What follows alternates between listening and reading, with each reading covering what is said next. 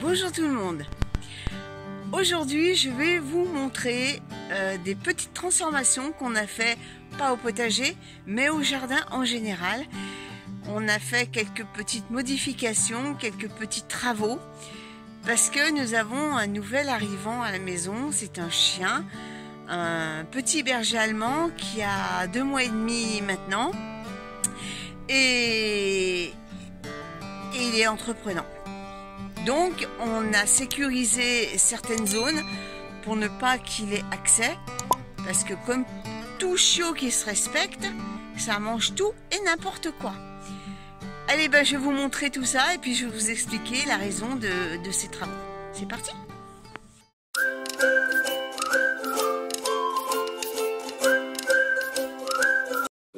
Alors déjà, mon mari a installé cette barrière pour que le chien ne puisse pas monter et surtout descendre les escaliers, car pas avant l'âge adulte, il ne faut pas que les chiens descendent les escaliers, c'est très mauvais pour leur ossature. Donc voilà, on lui a empêché l'accès. Donc pour l'instant il est petit, donc Demi le prend dans les bras pour le sortir dehors. Donc il passe par là, donc il passe par les escaliers. Il sort et puis il lui fait faire ses besoins dans le jardin, enfin dans le terrain. Donc ça c'est une première structure. Ensuite, il a installé avec l'aide d'un de mes fils toute cette clôture ici qui va jusqu'au pool là-bas et qui empêche l'accès à une partie de ce terrain. Vous allez comprendre très vite pourquoi. Avec un portillon pour que je puisse passer. Tout simplement parce que ici j'ai des carrés potagers et que là c'est facile d'accès pour ces petites mâchoires aux dents acérées. Donc j'ai pas envie qu'il vienne faire son jardin à sa manière. Et là-bas j'ai des composts qui ont eu un vif intérêt pour ces petits yeux qui furettent de partout. Donc c'est pour ça qu'on lui a interdit l'accès à cette partie-là. Et j'ajouterais aussi que au fond, on a un mahonia à feuilles de houx dont les feuilles sont très piquantes. Et c'est pour éviter qu'il marche dessus ou qu'il les mange, parce que monsieur, bien sûr, n'est pas un herbivore, mais ça mange des feuilles. Pour ces raisons-là, on a sécurisé le truc. Et idem pour la haie, pour éviter qu'il mange trop de bouts de bois, trop de saloperies. Donc son espace de vie à l'extérieur se passera ici, en dehors des zones où je ne veux pas qu'il aille. Voilà. Donc ça lui fait quand même un bon bout de terrain. De quoi se dépenser et de faire tout ce qu'il a à faire. Ensuite on continue.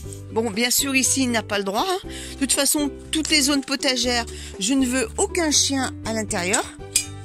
Ça c'est non négociable. Pour la simple et bonne raison, c'est que j'ai pas envie de trouver des crottes de chien en plein milieu du potager. Et quand il sera adulte, j'ai pas envie qu'il me pisse sur mes salades, mes tomates, sur mes plantations. Donc pas de chien dans la zone où il y a du potager. Ensuite on continue sur la terrasse. Si on est amené à manger dehors, bien sûr le chien sera avec nous. Donc il pourra avoir accès à la terrasse via la porte du salon. Mais vu que tout communique avec tous les endroits du jardin, on a mis un autre portillon. Alors pour l'instant il n'est pas bien fixé parce qu'il est bébé. Mais après il va falloir trouver une structure un peu plus solide et un peu plus sécurisée pour pas qu'il passe de l'autre côté. Parce que quand il va grandir, il va pousser la porte et elle va tomber. Parce qu'elle est retenue simplement par la glycine. Il n'y a aucun crochet ni rien. Donc, mais pour l'instant, bon, il est petit, il ne va pas pousser la barrière. Donc voilà, la barrière qui mène à mon potager. Lorsqu'il va devenir un peu lourd et que mon mari ne pourra plus le porter, parce que le pépère, il va prendre du poids. À ce moment-là, au lieu de le faire descendre par les escaliers, il va le faire descendre ici avec la laisse. mais il ne fera que passer. Il va suivre ses dalles. Je dis bien, il ne fera que passer, parce que ça, c'est mon coin, c'est mon terrain de jeu. Et il n'y a pas la place pour le chien. Et il sortira par là pour aller rejoindre son petit coin de détente.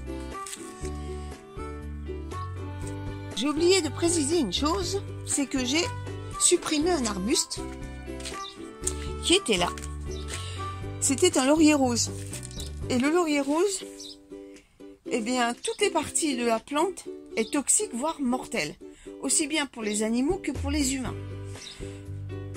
Donc, je me suis dit, c'est le moment ou jamais de le supprimer. Puisque maintenant, bon, on a un chien. Ça sera sur la zone de passage. Et pour limiter les risques, je préfère le supprimer. Donc, moi, à la place, je vais planter une bouture d'Altea, comme celui-là, mais en rose, que j'ai là-bas. Donc je ferai une bouture cet automne, enfin en fin d'été, hein, parce qu'en général les plantes, les arbustes à fleurs, on fait les boutures à mi-août, comme on dit. Et je planterai ici cet arbuste. D'ailleurs, entre parenthèses, cet arbuste que vous voyez là, c'était une tige que j'ai plantée en pleine terre, il y a quand même 5 ans je crois. Et regardez comme il est joli. Je vais vous montrer l'arbuste que j'ai choisi. Je vais bouturer. C'est celui-là. Donc ça fera un joli contraste avec le blanc qui est déjà en place. Voilà pour les travaux du moment. Et puis comme j'ai pas pu vous faire une vidéo sur le potager vu les problèmes d'internet qu'on a eu, eh bien je vais en profiter. Je vais vous emmener tout de suite au potager pour voir l'évolution, car il y a eu de l'évolution. Allez, c'est parti, on y va. Je vais vous montrer mes poivrons qui sont ma fierté.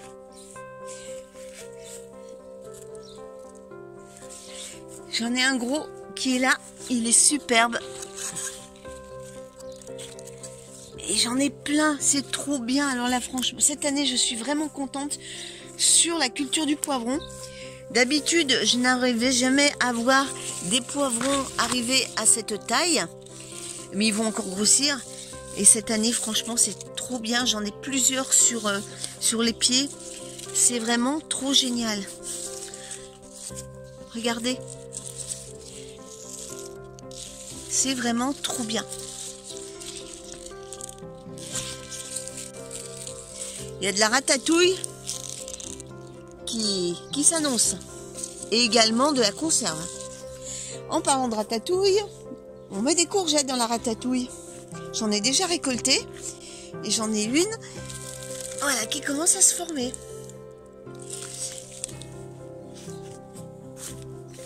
Et j'en ai... Alors elle, celle-là, elle va avorter. C'est pas grave. Mais j'en ai des petites là qui commencent à venir. Ensuite, mes melons, je vais en avoir. Regardez le bébé melon qui est là.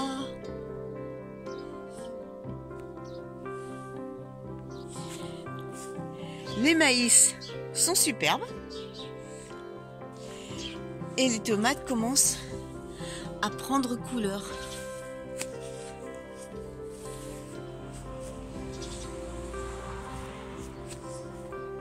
On pivote. Ici, j'ai des poireaux. Là, des carottes. Encore des carottes. Et ici, j'ai essayé cette année de semer du radis noir. Donc là, j'ai 2 bandes de radis noir ici. Là, j'ai une amarante qui a poussé. Je vais la laisser, elle ne me gêne pas. Vous savez que j'aime bien mélanger les fleurs avec les légumes. Les haricots verts qui commencent à fleurir.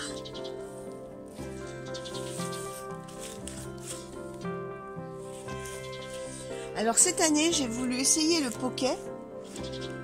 Car jusqu'à présent, je l'ai semé en ligne et je trouve que les semis en poké m'ont donné de meilleurs résultats que les semis en ligne.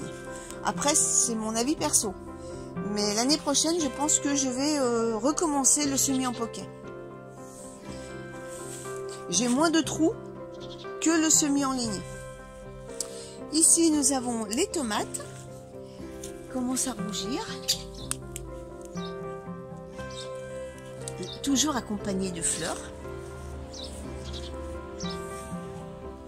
Alors Geneviève, je te fais un petit coucou. Ça, c'était Cosmos double.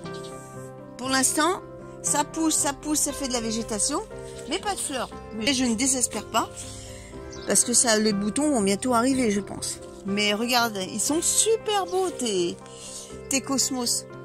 Ils sont énormes. Ça, ce sont les Cosmos simples.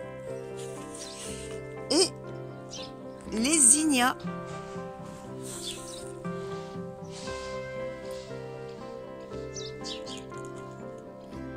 Ça ressemble, c'est entre la marguerite et l'œillet d'Inde. Si vous regardez la forme de la fleur, eh bien, ça ressemble un peu à la fleur de l'œillet d'Inde. Regardez, là, c'est un zinnia. Et là, nous avons un œillet d'Inde. Donc, ça ressemble un peu.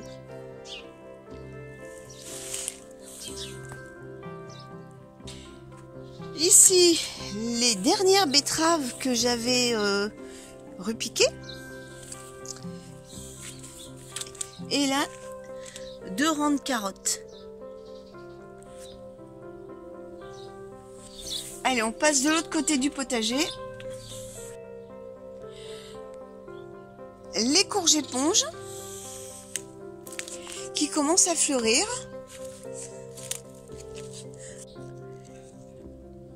C'est en bouton et ça c'est bien. Là sur toutes les branches j'ai des boutons. Ça c'est trop bien. Alors là nous avons les betteraves. J'ai commencé à en récolter. Pareil, hein, cette année les betteraves ça a bien fonctionné. Elles commencent à être bien jolies, regardez. Voilà. Hier j'en ai récolté. C'est trop bien. Ici, ce sont des boutures de tomates de celles-là qui ont bien repris. Je les ai repiquées directement en pleine terre. Et pareil, là j'ai les tomates qui... Des beaux bouquets de tomates.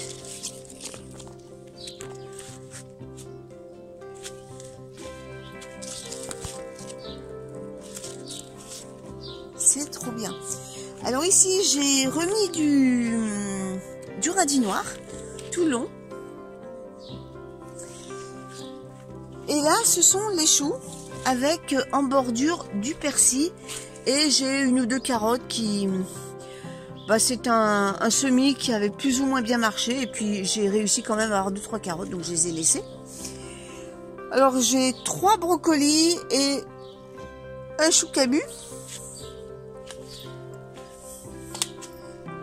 Et ici, j'ai des carottes que j'ai semées à la volée.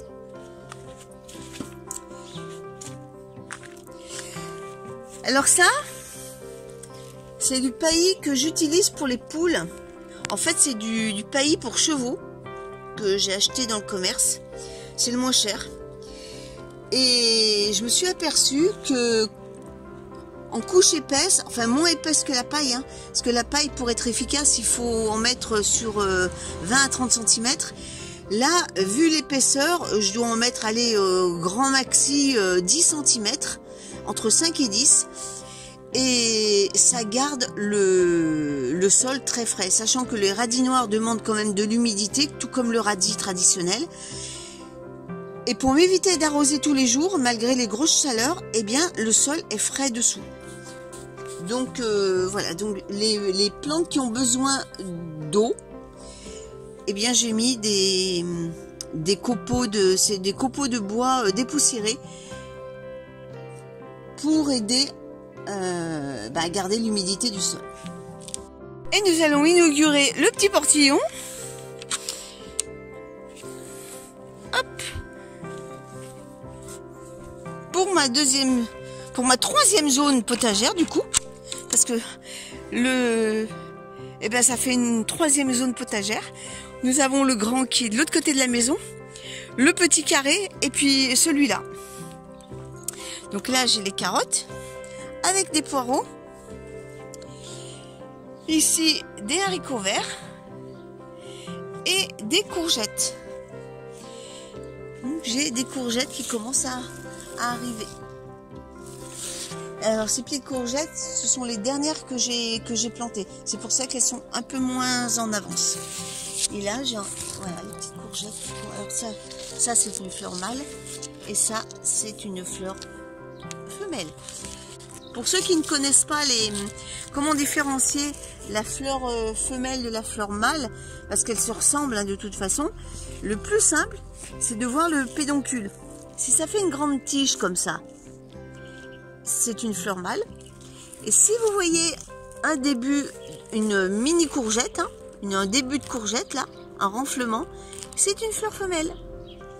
Donc si vous avez que des fleurs mâles, bah, vous n'aurez pas de courgettes. Il faut que vous ayez les deux. Et pour qu'elles se pollinisent, eh bien, il faut au moins planter 2 à 3 courgettes ensemble pour assurer une bonne pollinisation. Voilà, écoutez, c'est terminé pour aujourd'hui. J'espère que cette vidéo vous aura plu. Et on se donne rendez-vous dimanche prochain pour une nouvelle semaine au jardin. Salut tout le monde!